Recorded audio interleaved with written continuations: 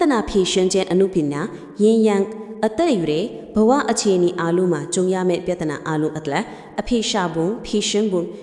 နည်းတွေကိုအမှုပညာမျိုးစာအသေးစိတ်ဖော်ပြထားတဲ့အတွက်ဘဝအချိုးခွေတိုင်းမှာအသုံးဝင်မဲ့စာအုပ်ဖြစ်ပါတယ်။ကွဲပြားမှုတွေခြားနားမှုတွေကအမင်အာယုန်နဲ့စိတ်ဆန္ဒတွေကိုလျှစားနိုင်တာကြောင့်ဖြစ်တဲ့အရာတွေဖြစ်ချင်တဲ့အရာတွေကမဖြစ်ချင်တဲ့အရာတွေရဲ့စားသုံးခြင်းကိုခံရပါတယ်။ဒါကြောင့်ဒီစာအုပ်မှာအသက်အရွယ်အလိုက်အဓိကနဲ့တာမညကိုမြင်တွေ့စေနိုင်ပြီးပြဿနာကိုင်တွယ်ပုံ18မျိုးပါဝင်ပါတယ်။စုံစည်းခြင်းခွဲခွာခြင်းတွေကိုကံတရားလို့တတ်မှတ်ပြီးမစွန့်လွတ်နိုင်ခြင်းမဖြတ်တောက်နိုင်ခြင်းတွေကိုအနိုင်မယူနိုင်တဲ့သူတွေအတွက်စိတ်ပညာရှုထောင့်မှာသိပ္ပံနည်းကြဖြေရှင်းနည်းအပြင်ခန်းစားချက်ပြောင်းလဲမှုဖြစ်တည်လာမှုတွေကိုအသေးစိတ်ဖော်ပြပေးထားပါတယ်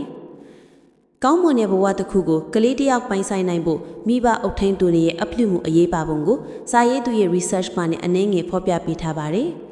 လူငယ်တယောက်ရဲ့သဒ္ဒနာတွေအတွေးခေါ်တွေလည်းပါဝင်ပါတယ်။နောက်ပြီးလူဆိုတာအရေးကျုံတာကြိုက်တဲ့တရဝဖက်တာကြောင့်လှမ်းမိုးချဲလွဲချက်မခံရအောင်နေထိုင်ပုံကို dark psychology angle ကနေဖော်ပြပေးထားတယ်။